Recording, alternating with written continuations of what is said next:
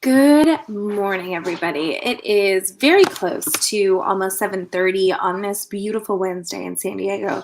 It has been so warm. I don't know how you guys are doing, but definitely trying to keep cool. So I'm jumping on today to talk a little bit about what I call the sales and marketing cha-cha.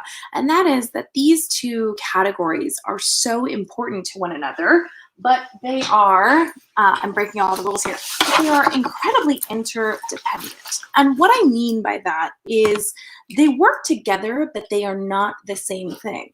And I think in working with a lot of organizations, what we find is that people often get them confused. So if this sounds familiar, I'm going to go ahead and plug in my laptop because this is what the state of everything is today. Hold on, let's see if we get that up. What we know is that a ton of times when people are in the space, they say, well, you either need more sales or you need more marketing, right? That tends to be the discussion. I need more sales, I need more sales.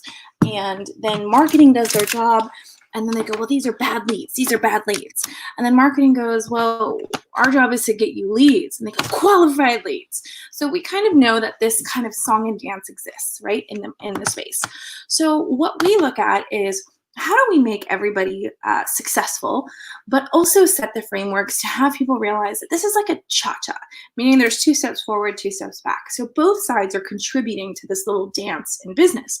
Now, the biggest issues that I see when people go to hire salespeople is they say, I have this huge database, but I want you to work all of these kind of go hunt and get new leads. And here's a couple of problems with the way that I see that. If now today you have a database that's a couple thousand people, I'll give you an example with mine. I had 16,000 people in my database. When I went to hire a salesperson, I said, okay, what am I okay with doing, knowing that I have someone actively kind of looking and assessing this database? Well, the first thing that I knew is I didn't have a system, meaning I just had this list. So if this person was going to call on this list or email or any of these other ways of outreach, how was I going to compensate them fairly? And I think a lot of companies have this issue where they say, well, we have a database, and if you close something that's in the database, it's going to be this. But if you bring someone new in, it's going to be this. That needs to go by the wayside because as I soon learned, and as I'm sure many of you have, just because you have something in your database does not mean by any means that you've done anything with it. So let's get that clear. Once you have something in your database, if you're not working anything, then you need to get over it. And kind of the way we look at settling kind of issues or disputes if 2 people are doing outreach is if there's any question, they both split at 50%. Unless they can show me like a timeline of like, and they've notated it. So a couple of things. One, I have a system, and I have a very easy system that I use. It integrates with email so that I don't have to fill in any unnecessary details. So that's it, because number one, I'm a little bit of lazy when it comes to sales maintenance, and I think a lot of you guys are the same way. Number 2, the other thing that I've noticed is that if you don't have a way to track it and you're hiring someone to do sales for you, then you get to what I like to call STFU, which is shut up. Because if you have zero way of tracking it and you're just going on a gut feeling or whatever, no, that's not how it happens. Now, the offset of that is a lot of times salespeople will come in, see that your organization is totally chaotic and go like, I need to put this in Excel. I just need a call list. I'm going to run off this. That's good and bad too, because then you might not have transparency into everything that they're doing. So this little cha-cha that sales does with marketing, why is this important? Well, a couple things. Number one, marketing can support sales efforts, right? Salespeople can do webinars, they can do live streams, they can do classes, but marketing needs to help them out so that they stay on brand, right? So that's how that works. The other thing is picking your system. So I use a system called SalesFlare. I've used Zoho. There's tons of different free options out there. So not having a system is really just laziness on the part of the business owner. I don't care if you have a Google sheet where you tag people and you track calls that way. Not having a system, okay, not having a system that's replicatable and scalable and that grows with the company is a failure in business. Because as you grow and expand your team, your job is to let go of some of the things that you control so that other people can take those things on and you can stay in your lane. And what we see typically over time is that when it comes to paying salespeople, pay them on time, pay them when the deal closes. And if there's any issue, communicate that early. So I was working with a company on the East Coast, and they really wanted to hire all of these like salespeople to come into the organization, and they basically had a free for all system. And I said that's not going to work because you're going to have 4 or 5 people contacting the same leads. I said, we just, kind of divide up the database as they use it. So what we did for that company is all they had was a Google sheet. They had a list of names. People were just taking turns going in there and kind of calling and yellowing out. So that was kind of a round robin-ish system, but at least people knew, oh, someone else had called them. Now, understanding that, that is a point of reference to say, hey, it took 6 calls by 4 different reps. Who was the last rep and who was the first rep? And here's what I'm going to tell you. How do you compensate that when 4 different people have made a touch point? Where you're gonna end up figuring out who did the legwork of making the first call, and each of those subsequent interactions. Talk to the customer. The customer will often tell you, "Hey, I had a relationship with this person," but what'll happen is the first person that made the call went, "Well, I called them 3 times, and you just happened to call in when they answered." So these types of things, these if-then statements, if there's any other question, I always split it. It's like the universal, like most unfair thing to do, but we have everyone that comes on it and agree to do that. Because again, sometimes people will meet offline to meet online and vice versa. And so there has to be this discussion and this safety in the sales process. Also, finding ways to not pay your salespeople is not great. I've worked with a couple of organizations, even when I was in corporate, where you bring somebody on, you tell them you wanted them to hunt, and then at the last minute, right, because they felt that the person, oh, well, it was an in-database lead. They chose a different comp and playpen. I'm sorry, that doesn't work. You have to honor your agreements. It's the same thing if you have referral agreements, and this is why verbals mean nothing. I'm going to say it again. Verbal agreements mean nothing. Emails mean nothing.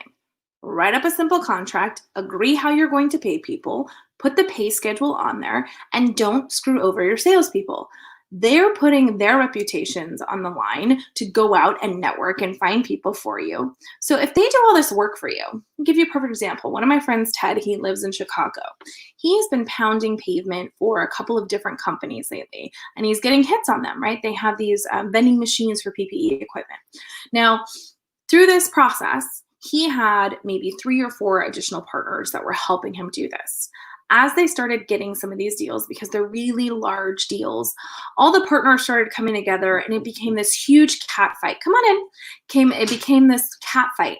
And so one of the things that we said was, okay, we're going to compensate everybody based on the level of interaction. And I told them, here's the series of events, right? He was the first one to go out. He was the first one to email. He was the first person to reach out on Facebook and LinkedIn and Instagram. He got that first point of contact. From that first point of contact, he sent all of the collateral to this person. He got them primed. He did 4 phone calls. The last guy that came in to close the deal, would he have been successful had this person not done all of that groundwork? And they sat there and they went, no. So knowing that, I gave it to them and I said, you guys figure out how you want to align this together, because we basically said that we would split it. It's in writing, and we basically will determine what are those touch points.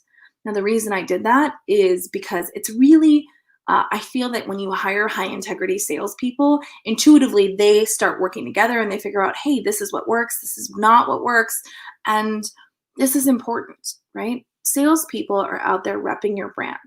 They're representing you. They are an extension of you. And how you treat them is very important. Now, at the same time, creating goals based on things you have right now is important. Too many times I see people bring on salespeople and send them out to the world and there's no tangible products to sell, or it's vaporware. That doesn't work either, because a customer will be disappointed. So sales 101, right? Under promise, over deliver. Sales number 2, have a written agreement. Have a written agreement. Write it down. An email, okay, you could, that's the lazy way of doing it. just go out there and find it. Look, there's plenty of small business attorneys out there that can give you a really great toolkit of things to have. Now, the other thing that we're looking at when people are hiring salespeople and when we're looking at marketing and how they all work together is understanding that anytime you bring someone into the organization, they are by default representing the brand. So if this person wows out on Facebook or has risky photos on Instagram, understand there's some brand impact there. So have a policy and a procedure in place to cover that. If you don't, that's your bad. So what have I kind of talked to you about today? Number one, have a system. So maybe 25 different free CRM systems. You can use Google Sheets. You can use Asana. You can use Trello, all free tools. You can pay a little bit every month. You can use Salesforce. You can use Zoho. There's a ton of different things. Now, people will say, well, I don't like that system or this, that. It's all excuses for not being organized. When you're doing marketing, the most important thing you can do is track consumer journey, meaning, hey, we did a free webinar online because we sent out an email campaign. From that email campaign, this person forwarded it out to 5 people. All those 5 people came into our webinar and 3 people bought a product, right? So that's tangible, right? And the sales team can follow and nurture those things. So the reason I bring this to the forefront today is because I'm hearing a lot of people talk about sales, and they're in no business to talk about hiring a salesperson because they haven't thought about these systems and processes and actually haven't made them real. So step one, you hire a salesperson, you come up with a contract. You both agree to it, you sign it, you commit to the pay plan. Crap changes, add an addendum. Really simple. 2, pay them on time. When you get paid, they get paid. That's it. No, like, oh, I'm going to pay them out of it. It's like, pay them when you get paid. Third thing, have a system in place that allows you to see transparency into what that person is doing. And if you don't have a system, we're going to be doing a couple of workshops on how to create these systems for $0. They take anywhere from 4 to 7 hours to implement. So 4 to 7 hours gives you transparency to the process. Okay. Now on the marketing side, when you're a marketing team working with salespeople, you guys have to do a lot of this brand avatar and persona generation together. Too many times it's siloed between different companies and enterprises. And so what you see is a lack of communication.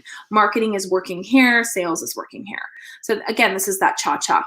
At different times, they will have equal or more important. So a couple things for you guys to recognize. Today at 10, we have a webinar coming up on getting your business PR ready. So you can text Just Start to 44222 if you want information on that. That's Just Start to 44222. After the webinar, we have a great worksheet online that'll help you kind of implement some of the stuff that you're learning. And that's what I'm most excited about, because I know personally that you don't need a huge budget to be successful with your marketing. You need a commitment to consistency. I'm going to tell you, consistency isn't sexy. When's the last time you saw a webinar on like consistency is big in business? No, it's not fun. Being consistent is like going to the gym every day or working out every day, right? For some of you, you love that. For me, I hate that. So it's going to leverage a couple of different things to consider as you're starting to position your brands, as you're starting to rethink things, as you're pivoting, as whatever those things are. Now, I'm really, really excited because one of the things that I've seen when we, again, talk about sales and marketing is oftentimes companies aren't even set up to receive attention from the media.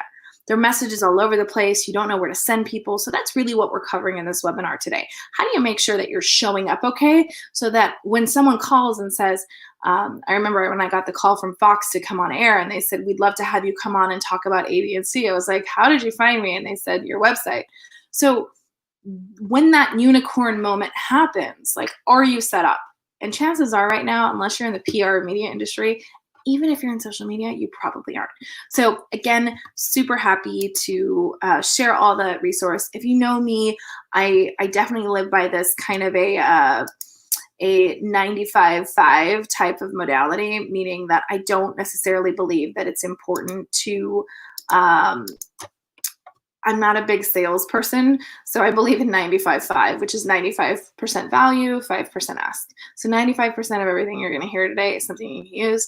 I make a 5% ask because, I mean, I just do. I don't believe in giving everything away for free, but I will give 95% of everything that you need to know. I'll give you a checklist, a worksheet that you can go and implement with all of your businesses. And with that, I'll see you guys at 10 a.m. Bye. Oh, oh, hey, we got somebody coming in. Oh, Dan. Hi, how are you? Thanks for that. Have a good day, guys. Bye.